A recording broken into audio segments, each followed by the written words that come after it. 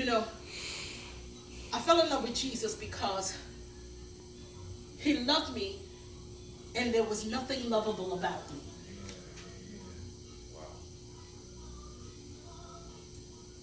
I know some of us think, you know, you know, some of us think that, you just love me. People see me all the time. They say, Pastor Smith, you're so lovely. I said, bless you, Daddy. But there was nothing lovely about me. And yet God looked at me and said, will you trust me? Will you live the life I intend for you to live? See, because this salvation thing, we always say that God saved us. But what did he save you from? What is your salvation about? Is it about being saved from drugs? Yes, he does save you from drugs. Because some of us get on drugs, we get on alcohol, we get on a whole bunch of things that's not good. But is that what he saved you from? Yeah, no, not so much. He saved you from hell. From a place that was never intended for you. Because let me help. There are some people out here that are good people. They're living good lives. But they don't love my Savior. And as a result, he doesn't know them. And since he doesn't know them, eternity doesn't look good for them. So this walk that we walk, the reason that we walk this walk is so he can know us. Because when he's on the inside of us, we look different to the world. We look different. Anybody ever come up to you and say, girl, it's something about you. Do I know you from somewhere? And then you go through the whole, where your people from? And I'm like, no, my people not from over there. Did you grow up in Jersey City? Yeah, no, girl, I grew up in the Bronx. Then I say, do you love Jesus? And they say, yeah. I said, I love him too. And so we recognize each other. Because he's on the inside of us. That's when you have people come up to you and say, Miss, can you pray for me? Then he came up to the car.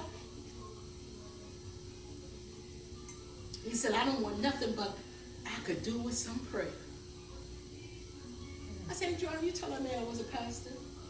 She said, no, Mommy, I didn't. But people should see God in you. They should see Jesus. When he knows you, when he's having a personal relationship with you, he's on the inside.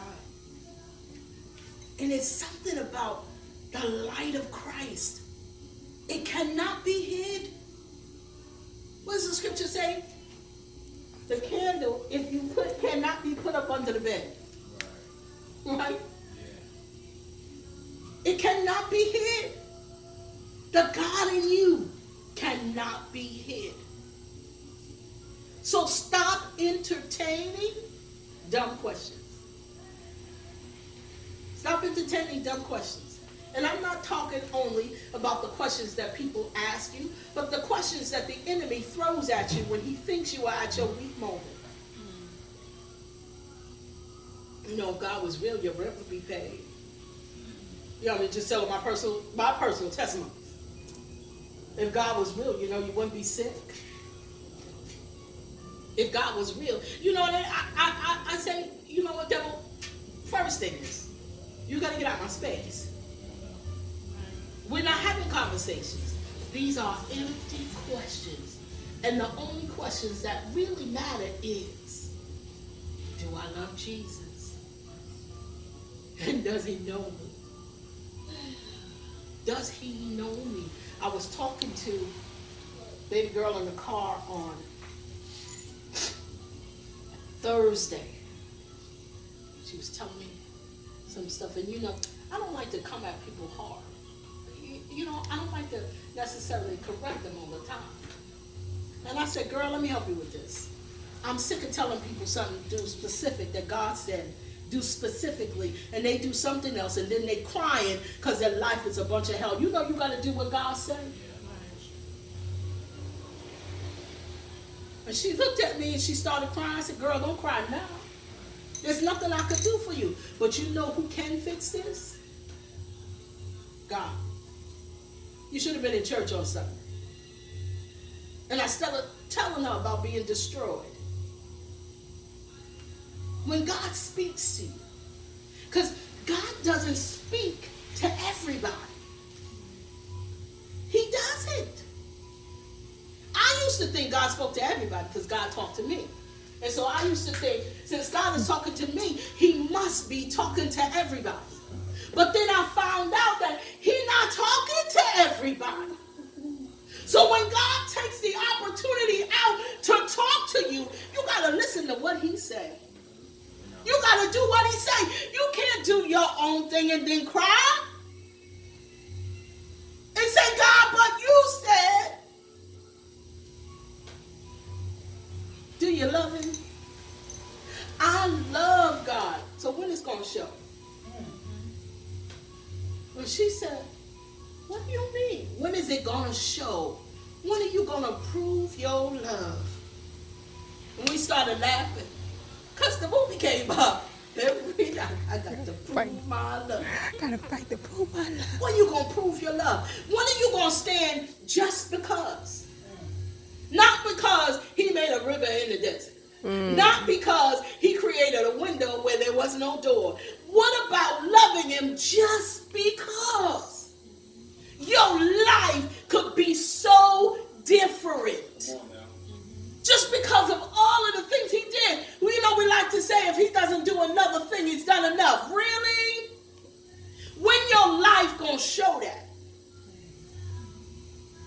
When is that going to happen? I'm not serving this God because he's a give me God. Right. When people need something, they get real spiritual. Don't they? They call up, Pastor, I want to do a fast. And I said, baby, please don't ask me to do a fast. Excuse me. And she's like, but I want to do a fast. And I say, you should fast. And he said, you're not going to fast for me? No. No. We're not fasting because you think you can get God's attention and then get him to give you what you want to have? What kind of God you think we serving? No.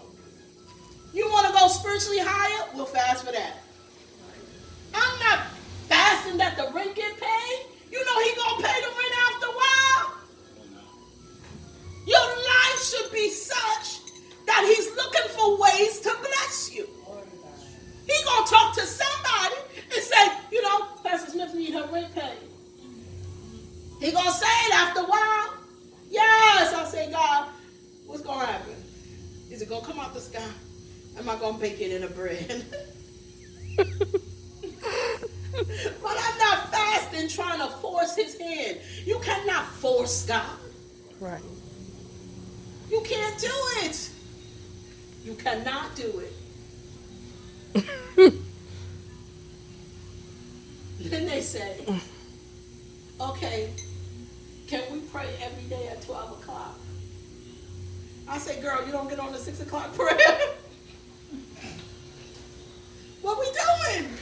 You don't need me to pray with you. If you want to pray every day at 12 o'clock because you are determined that your life should change, then you should pray every day at 12 o'clock. But get on the 6 o'clock prayer too, because you know what? When 2 or 3 are gathered together in his presence, there he is in the midst to bless. And when we touch and agree in the spirit, we might get God to look at us.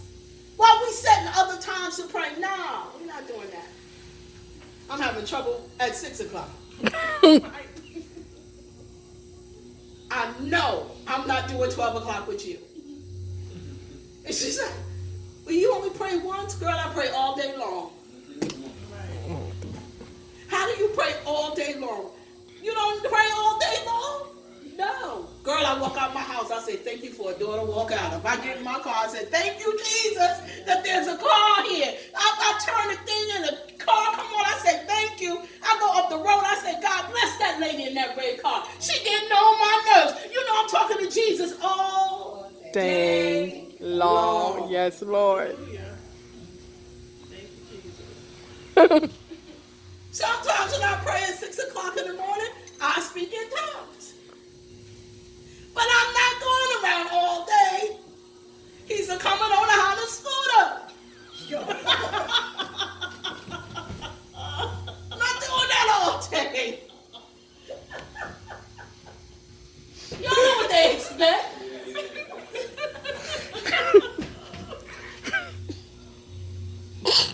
One young lady called me and said, Pastor Smith, can you pray for me? So I prayed in earnest prayer. And she said, that's it? God. I said, oh, what you was looking for? You know, all God wants to hear is our voices. The Bible says that before you ask me, I had already done it. And while you're yet speaking, I'm bringing it to pass. You know, this is just a formality. Yes. Do you love God? Or are you faking the funk? Are you doing what you think you got to do to get from God? What you think He gonna give you? Right. Not even realizing that He's outside of time. And everything He's going to do has already been done. You can't turn salt into pepper because He done already sprinkled salt. And I guarantee you'd rather salt. Bible scholars got that joke. Did you I get the joke? got it. Bible scholars got that joke. Because the salt, it had almost the same. Right. Do you love God? And